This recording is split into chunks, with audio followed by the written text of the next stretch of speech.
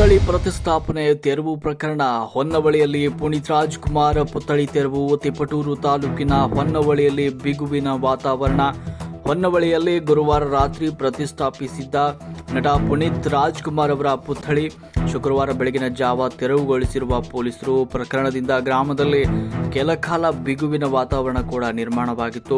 ಪುತ್ಥಳಿ ಪ್ರತಿಷ್ಠಾಪನೆಗೆ ಅನುಮತಿ ಕೋರಿ ಡಿಸೆಂಬರ್ 18ರಂದು ಕನ್ನಡ ರಕ್ಷಣಾ ವೇದಿಕೆ ಅಪ್ಪು ಸೇನೆ ವತಿಯಿಂದ ಗ್ರಾಮ ಪಂಚಾಯಿತಿಗೆ ಮನವಿಯನ್ನು ಸಲ್ಲಿಸಲಾಯಿತು.